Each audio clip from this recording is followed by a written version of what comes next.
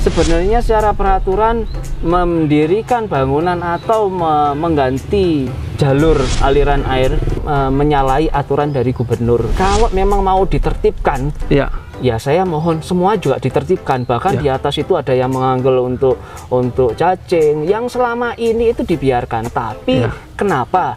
Karena ketika kami itu menggagas yang lebih bagus untuk muda-mudi ini, yang positif, betul, yang positif itu kok akhirnya sekarang dimunculkan tentang peraturan ini. Dari dulu kemana kan gitu.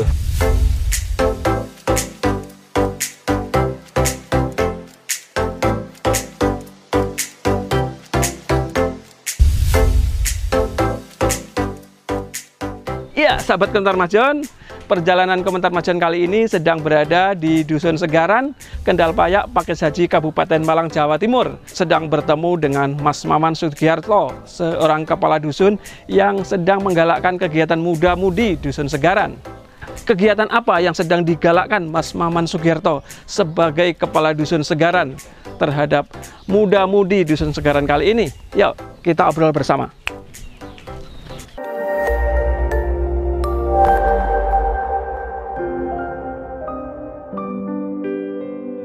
Halo, Mas Maman Sugiarto.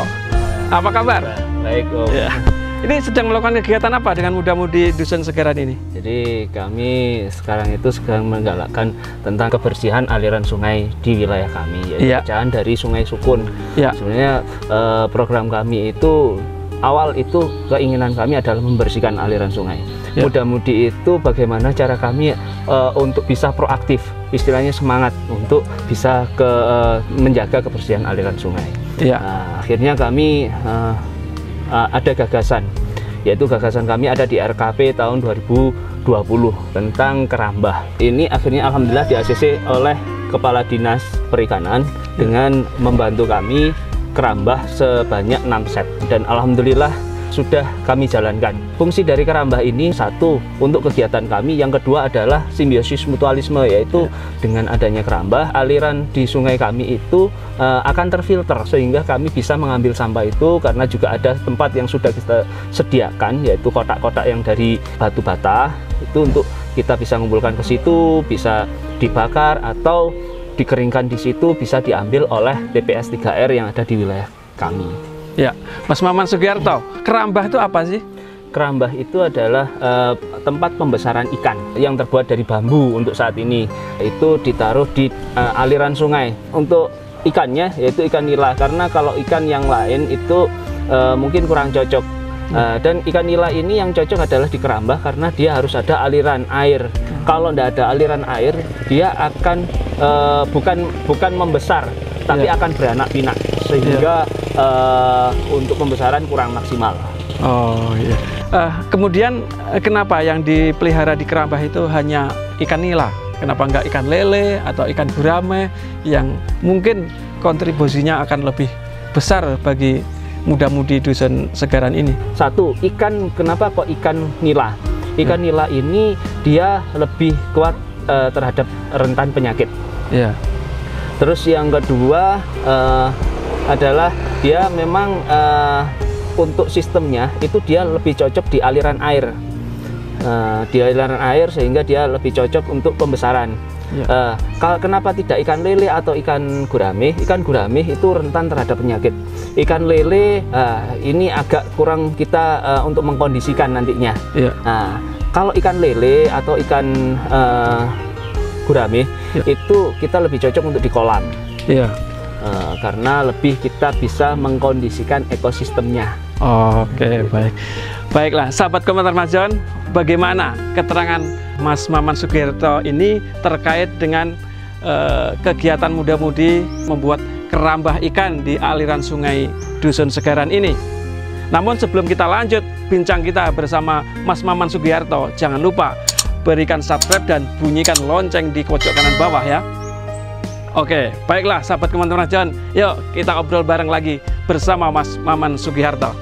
Mas Maman Sugiarto, untuk kegiatan muda-mudi ini, apakah dengan kegiatan ini sudah maksimal dan membuahkan profit yang sudah lumayan atau bagaimana nih Mas? Jadi gini, program ini adalah program masih awal, jadi program dini. kemarin itu kalau perhitungan yang akan kita dapatkan dari keramba ini, yaitu sebenarnya dari angka tersebut, seumpama ini satu keramba itu 1.000, itu dikalikan 70%. Jadi dianggaplah di situ 700. Tinggal pengalinya aja nanti. 700 ini satu ikan, 1 kilo ikan itu ada 5 ekor.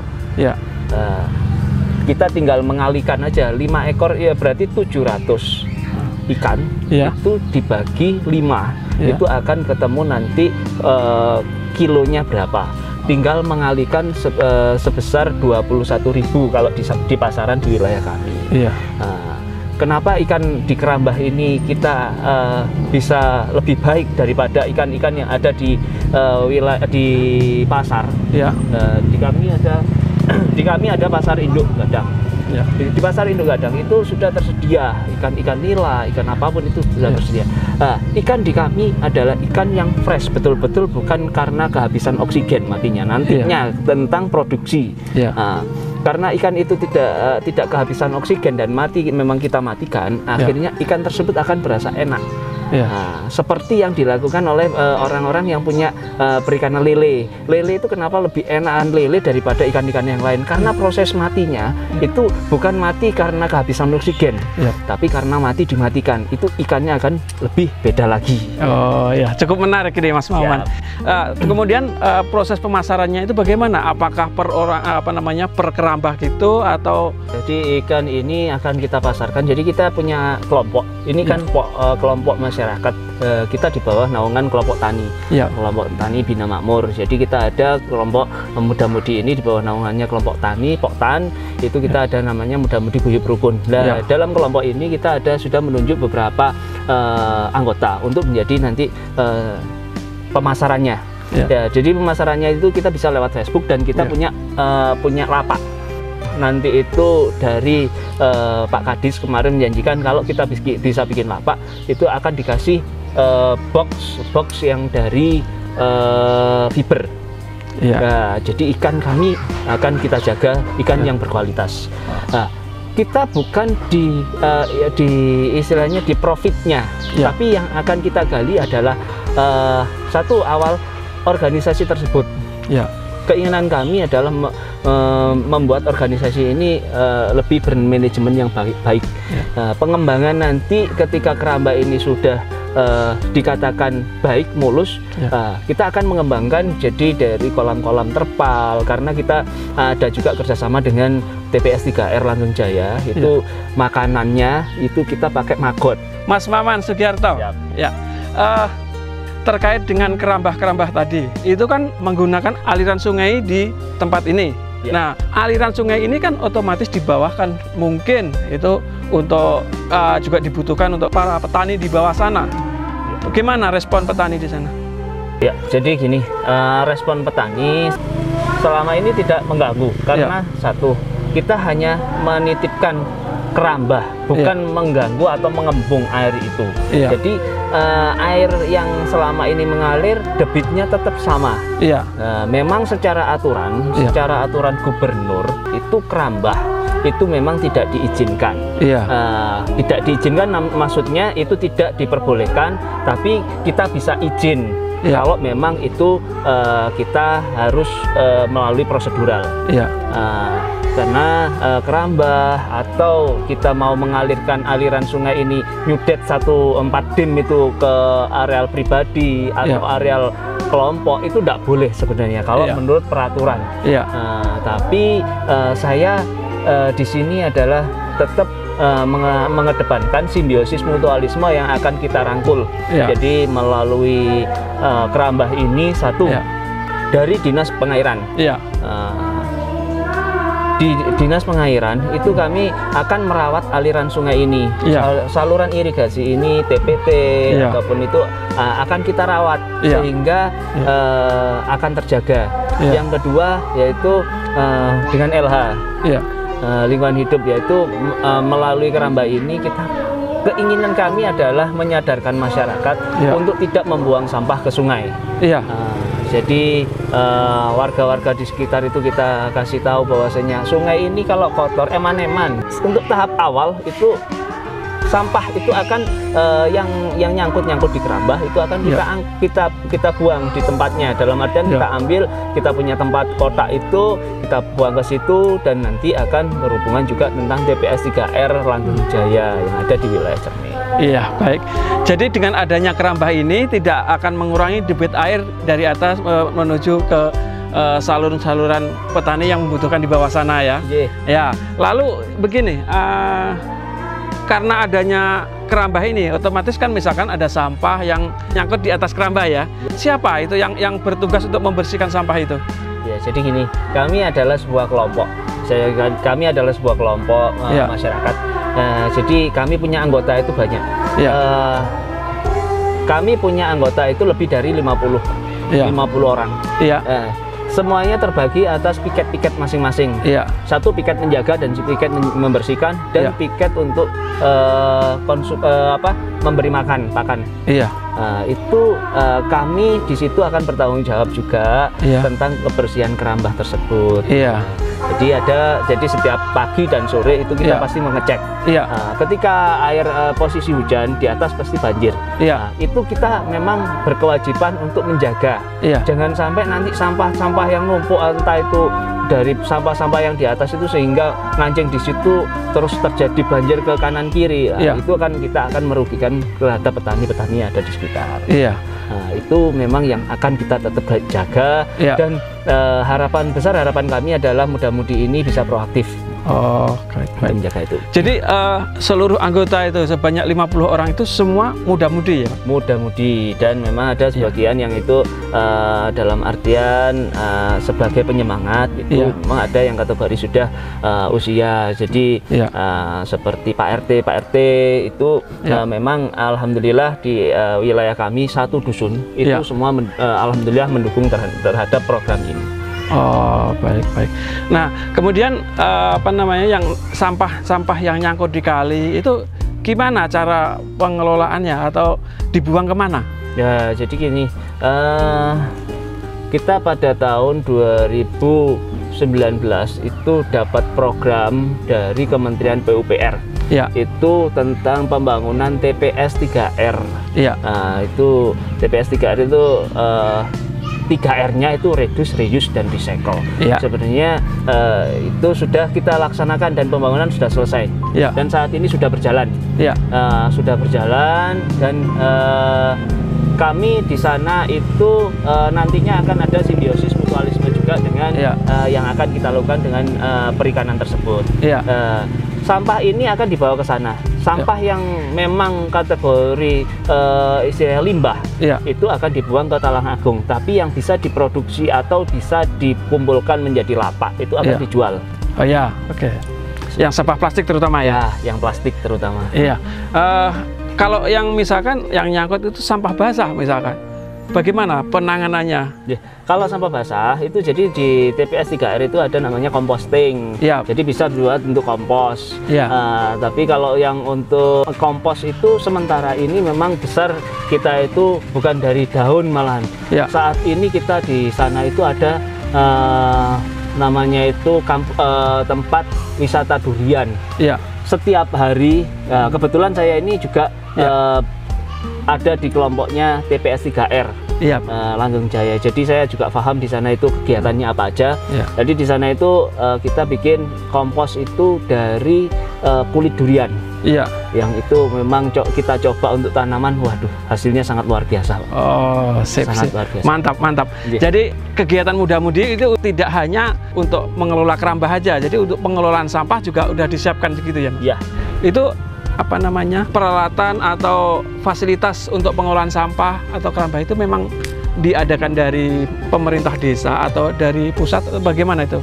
Kalau untuk pengelolaan sampah itu ada dari Kementerian PUPR. Dan sekarang kita juga kerjasama dengan programnya CISEAS atau itu ada lembaga dari Jerman. Kalau untuk TPS 3R itu kita ada program dari Kementerian PUPR. Itu semua fasilitas kita dapatkan dari sana. memang ada juga dari donatur-donatur lingkungan di wilayah kami. Untuk di Karambah itu alhamdulillah kita sebenarnya muda-mudi ini saya kasih semangat itu jadi satu. Kita semua dikasih dari Dinas Perikanan melalui Kepala Dinas kemarin. Butuhnya apa aja, nanti kedepannya seperti apa. Jadi kita untuk TPS 3R gitu, alhamdulillah kita dapat program dari CISEAS. CISEAS itu organisasi luar negeri, itu khususnya ada di Jerman. Itu kita akan bikin, kita itu mengolah sampah itu dari rumah tangga, memisahkan. Jadi sampah basah, sampah kering itu dari rumah tangga, bukan kita pisahkan di tempat TPS 3R. Tapi kita itu di sana itu dikasih motivasi bahwasanya sampah ini bisa dikondisikan di rumah. Nanti ini arahnya itu satu memang pemilahan dari rumah itu sampah basah dan sampah kering. Tapi nanti juga ada namanya sampah basah itu menjadi pakan maggot nanti ke depannya. Ada beberapa, jadi kita ada step-stepnya. Memang sekarang kita bekerja sama dengan CISEAS, itu tentang pemisahan sampah dari rumah, sampah basah dan sampah kering dulu. Seperti itu. Kemudian kontribusi dari pengolahan sampah segala macam itu apakah sudah maksimal atau bagaimana? Jadi gini, kalau untuk hasil dari TPS 3R itu kita mohon maaf, mungkin kita bukan menceritakan tentang hasil ya Om ya. Karena satu, di pengolahan sampah itu untuk tahap awal adalah proyek sosial, betul-betul sosial. Karena di sana itu sekarang itu ada 6 orang. Itu semua itu gajinya nggak rata. Ada yang cuma dapat 600, ada yang 500, ada yang 1 juta. Mereka itu terbantu sekarang itu tentang lapak. Jadi hasil lapak itu kita jual sama-sama, dibagi rata. Untuk saat ini, untuk income mereka itu sangat minim. Itu adalah istilahnya nanti itu menjadi visi misi kami. Bagaimana mereka bisa mendapatkan income setidaknya setara dengan UMR.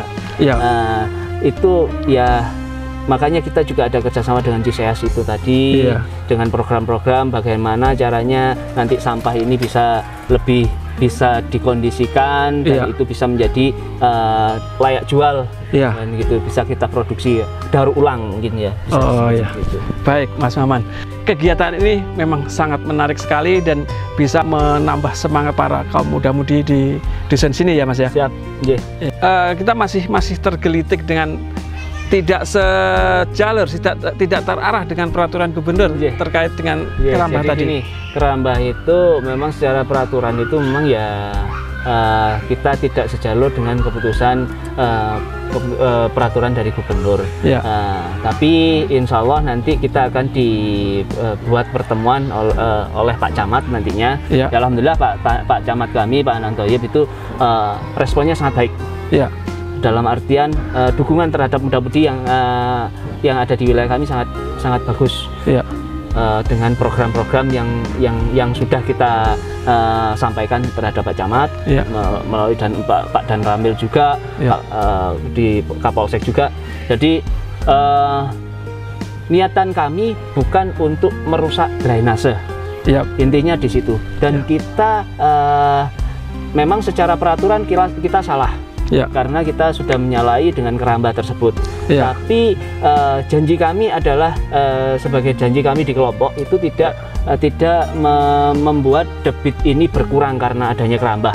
Dan itu akan kita bahas di kecamatan, insya Allah dalam minggu-minggu depan ini kita akan bertemuan baik itu dari LH, dari Dinas Pengairan, dari Dinas Perikanan.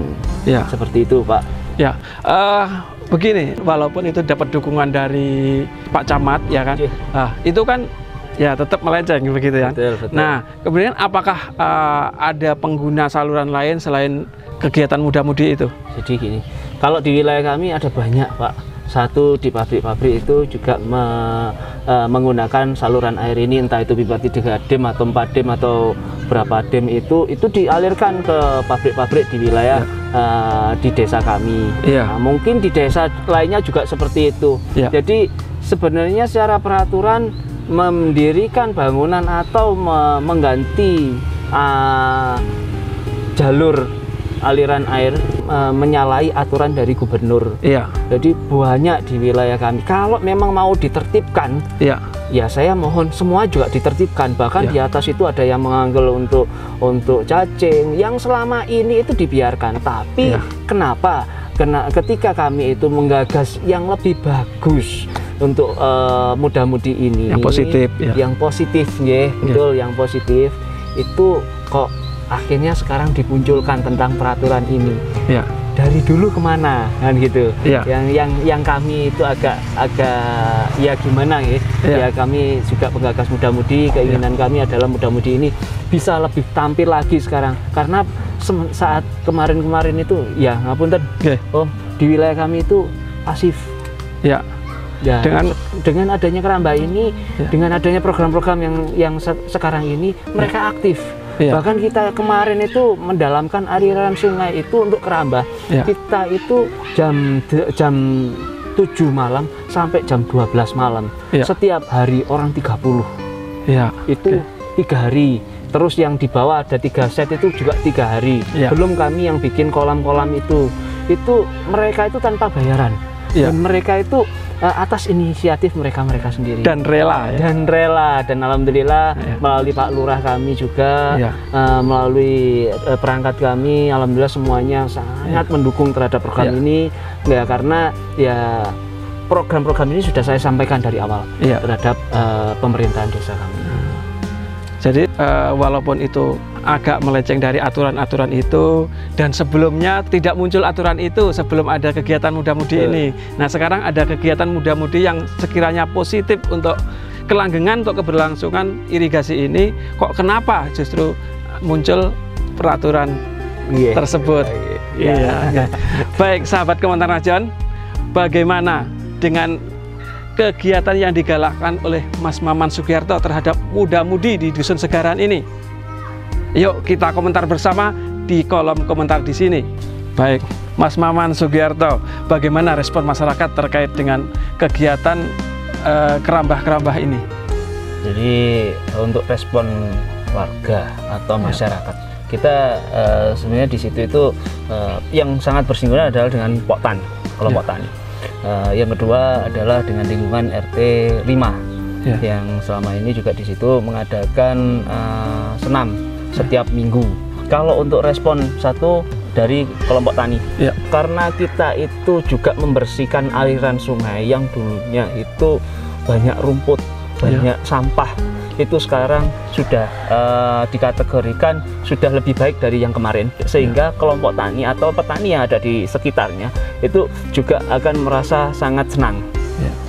Satu, senang dengan adanya Kerambah tersebut. Yang kedua, dari warga RT 05 yang saat ini sering mengadakan di situ itu senam bersama setiap hari Minggu.